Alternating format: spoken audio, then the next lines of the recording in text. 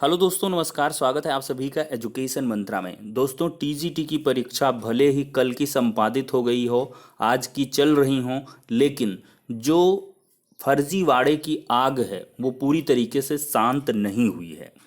आपको हम TGT 2021 solver gang की जुबानी सुनाएंगे इस वीडियो सेशन में। आगे आपको दिखाएंगे कि किस प्रकार से इन लोगों ने टीजीटी में एक बड़े जालसाजी की तैयारी कर रखी थी, और यहाँ पर सुनकर आप दंग रह जाएंगे कि किस प्रकार से ये विभिन्न भर्तियों में लगातार फर्जीवाड़ा करते आ रहे हैं। तो ये शासन प्रशासन की खामियां हैं, नाकामियां हैं, जिनकी वजह से इस प्रकार के साल्वर गैंग फल फूल रहे हैं। और ये पकड़े गए तो ठीक, नहीं पकड़े गए तो अनुचित ढंग से कई सारे अभ्यर्थियों का सिलेक्शन भी करवाते हैं। तो चलिए दोस्तों, सबसे पहले इनका बयान ही सुन लेते हैं। एसटीएफ ने कल इनको दबोचा था और इसके बाद इनके स्टेटमेंट रिकॉर्ड करवाए थे। तो देखते हैं इस वीडियो। मैं धर्मेंद्र कुमार पिछले 5 वर्षों से डॉक्टर के एल पटेल के साथ भर्ती परीक्षाओं का कार्य कर रहा हूँ।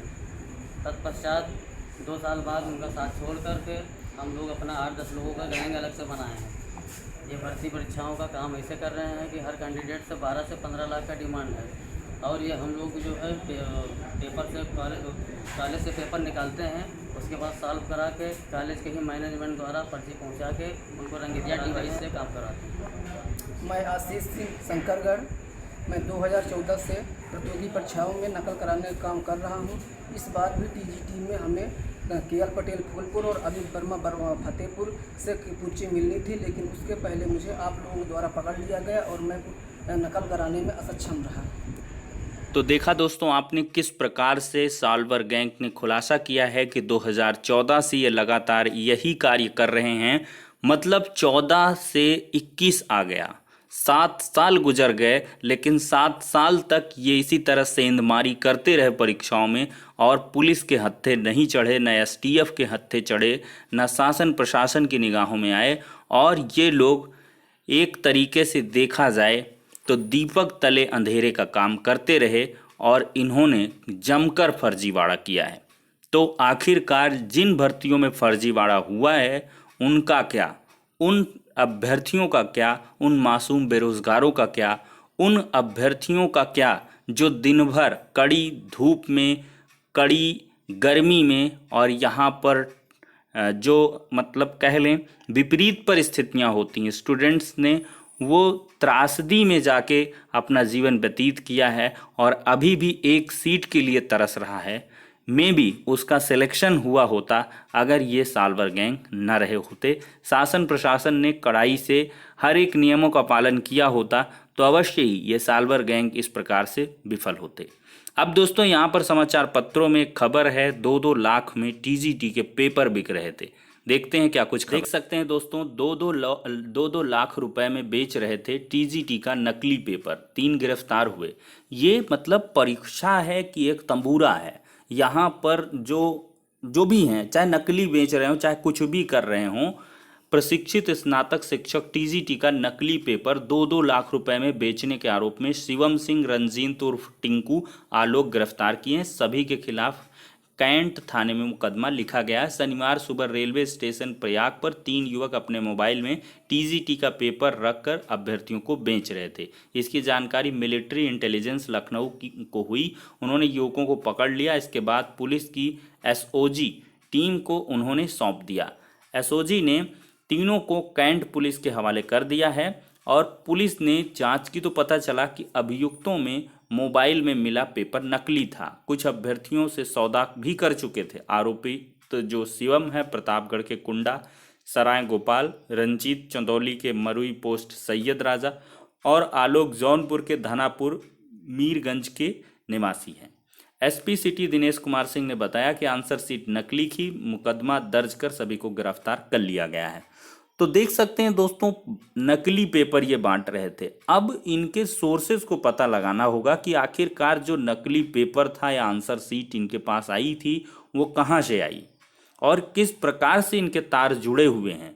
मे भी वो नकली था और मे भी इसी प्रकार का असली भी रहा हो। ये बिल्कुल शाश्वत सत्य हो सकता है अगर इसकी गहन जांच कराई जाए। भाई आधे आधे घंटे पेपर का ना खुलना या सील टूटी हुई और उसको ला करके आप पेपर बांट रहे हो, अभ्यर्थी विरोध कर रहे हैं तो वहाँ पर उनकी आवाज़ को दबा दिया जा रहा है, एग्ज़ाम में पार्टिसिपेट ना करने की धमकी दी जा रही है। तो ये सब क्या है? एक प्रकार से पूरी की पूरी अव्यवस्था है। एक प्रकार से कहा जाए जो बड़े बड़े दावे किए जा रहे थे वो सब एक तरह से धाराशाही दिखाई पड़े हैं। और चयन बोर्ड ने यहाँ पर स्पष्ट तौर पर अपना लेटर जारी किया, साफ सुथरा लेटर जारी किया है कि इसी प्रकरण को लेकर कि 2 लाख में जो पेपर बट रहे थे नकली थी आंसर की, और बाकी मुद्दों पर चयन बोर्ड ने एक भी स्वर को नहीं फोड़ा है और उन्होंने उन मुद्दों पर कुछ भी नहीं कहा है। तो इसका मतलब सीधा सा निकल के आता है कि चयन बोर्ड के अकॉर्डिंग, उनके अनुसार जो टीजीटी की परीक्षा हुई है वो स्वच्छ पारदर्शी प्रक्रिया के तहत हुई है। कहीं से भी किसी भी प्रकार की कोई भी नकल या कोई भी अनियमितता देखने के लिए नहीं मिली है। अन्यथा अभी तक यहाँ पर चयन बोर्ड की तरफ से कुछ न कुछ नोटिस जरूर इशू हो गई होती। 600 अभ्यर्थियों ने परीक्षा छोड़ी है, उस पर कोई स्टेटमेंट नहीं आया, उनके न स्टेटमेंट रिकॉर्ड किए गए, ना तो कुछ हुआ। पत्रकारिता ने भी कुछ छुटपुट चीज़ें दिखाई हैं, लेकिन उसको अफवाह बताकर हर एक मुद्दे पर पानी डालने की कोशिश की गई है। तो दोस्तों यहाँ पर देखा जाए तो फाइनली स्टूडेंट्स को आगे आना होगा और ऐसे में बहुत सारे प्रतियोगी छात्रों ने व्हाट्सएप, फेसबुक और टेलीग्राम चैनल के माध्यम से आह्वान किया है कि चयन बोर्ड पर इसके लिए जल्द ही एग्जिट हुआ जाएगा, क्योंकि जो परीक्षा है वो आज भी संपादित हो जाएगी। पीजीटी की परीक्षा 17-18 को है, तो जो स्पेशली टीजीटी के स्टूडेंट्स हैं और जिनके अधिकारों का हनन हुआ है उनको कहीं ना कहीं आगे आना चाहिए और इसके लिए लगातार आह्वान भी हो रहे हैं। एक और वाकया आपको दिखा रहे हैं, चलती रही सीबीआई जांच, फेल को पास बताता रहा आयोग।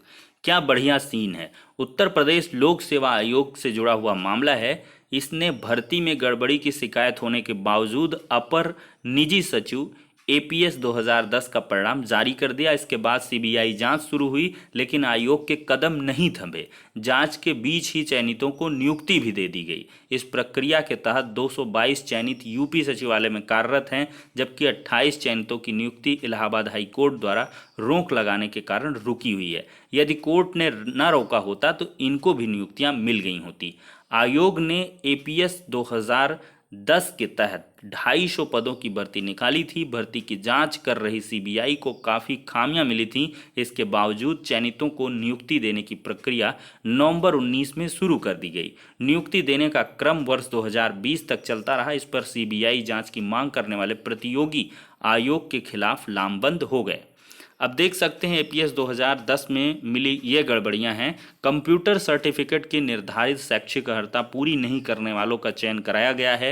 नियुक्ति के बाद अभिलेखों का सत्यापन नहीं हुआ।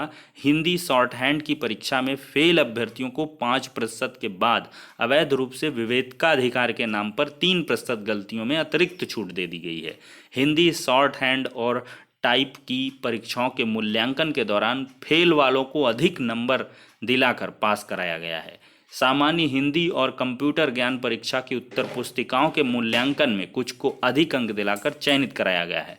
कंप्यूटर ज्ञान परीक्षा में विज्ञापन नियमों के उल्लंघन को देखते हुए जब शासन द्वारा इसे निरस्त करके दोबारा कराए जाने की संस्तुति आयोग को भेजी गई तो उसे अस्वीकार कर रिजल्ट जारी कर दिया गया। कई अभ्यर्थियों की उत्तर पुस्तिकाएं भी बदली गईं। मतलब हद है, इतनी ज़्यादा अनियमितताएं लोक सेवा आयोग यहाँ पर कर रहा है उत्तर प्रदेश, तो देख सकते हैं। हालांकि यहाँ पर सीबीआई ने आयोग में खंगाले हैं अभिलेख। अब देखते हैं पूर्व अध्यक्ष व एक वर्तमान अधिकारी पर हो कार्रवाई, ये लगातार मांग की जा रही है।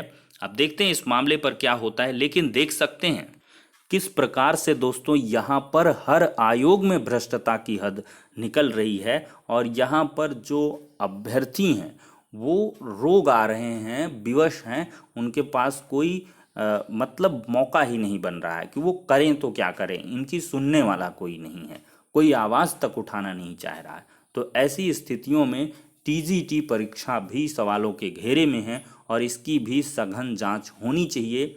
हम भी ये चाहते हैं कि जांच हो और जो इसमें फर्जी हों, दोषी हों, उनको बाहर किया जाए, फिल्टर किया जाए और योग्य उम्मीदवारों का ही चयन होना चाहिए। ये फाइनली आयोग को निर्णय लेना पड़ेगा। शासन स्तर पर भी कोई बड़ा स्टेटमेंट नहीं आया है और इसके संबंध में अभी तक कोई चीज़ें रिकॉर्ड नहीं हुई हैं। अब देखते हैं, अभ्यर्थियों में लगातार जो आक्रोश है वो बढ़ रहा है और आज की जो खैर पेपर की अब तक की संभावना है वो ठीक ही दिख रही है। आज तो कोई अनियमितता नहीं दिख रही, लेकिन पेपर ख़त्म होने के बाद से कुछ चीज़ें शाम तक में क्लियर होंगी तो आपको प्रोवाइड कर दी जाएंगी। फ़िलहाल के लिए ये कुछ अपडेट थी, नेक्स्ट वीडियो में मिलते हैं।